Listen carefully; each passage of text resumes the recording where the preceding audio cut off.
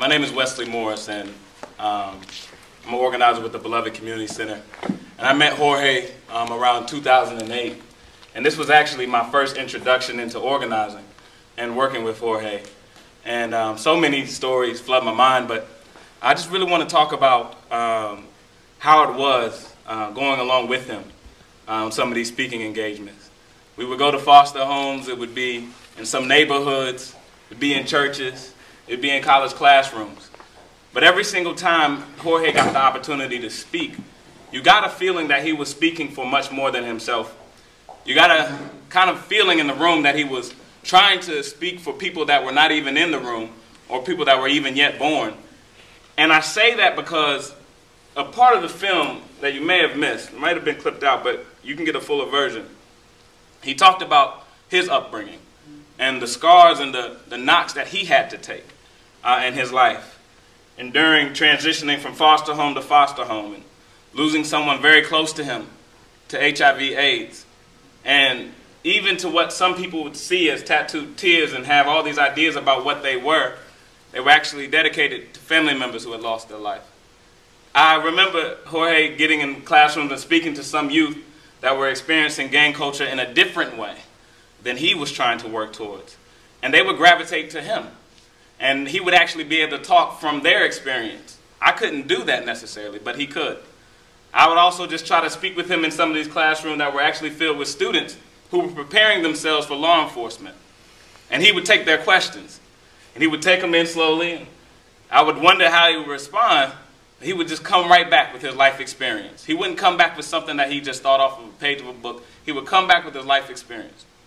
And I would also like to remind you that even though I walked so closely beside him, and he's one of my best friends, like I said, during this whole 4-year stretch, I would have to really even work with myself, because I would work with them, be in the community, we would organize an event, we would talk to these youth, and one day a newspaper headline would pop up and say, Jorge Cornell, arrested for kidnapping.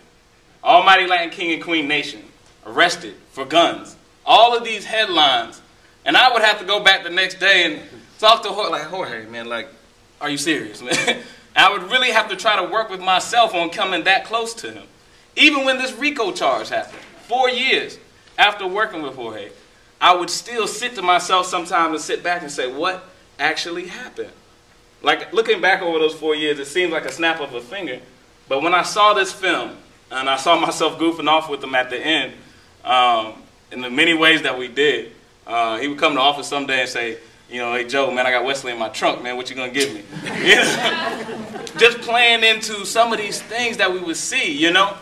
And to know what he had been through, a bit of his life track, to know what I experienced with him in these classrooms, in this day-to-day life, walking downtown to Italiano's, Elm Street, ordering all the pizzas he could, you know, just for everybody could eat. You know, his excitement about running a campaign, you know, for running for mayor, standing out in front of the courthouse campaigning, not on campus, not, you know, some hold-up building or a club here. He was in the courthouse campaigning, trying to give hope to those that he knew would be in the situation that he was in.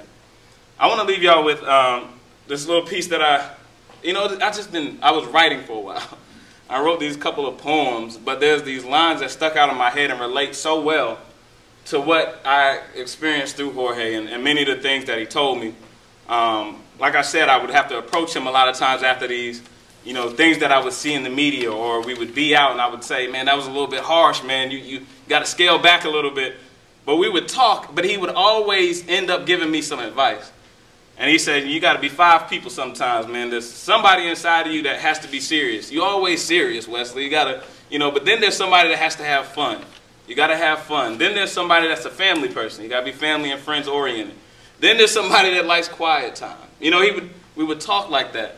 So those experiences are inside of me.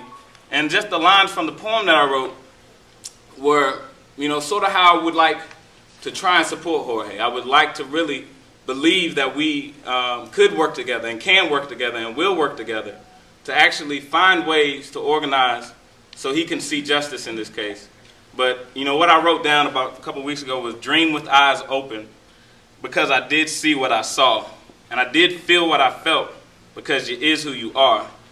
Dream with eyes open, because you did see what you saw.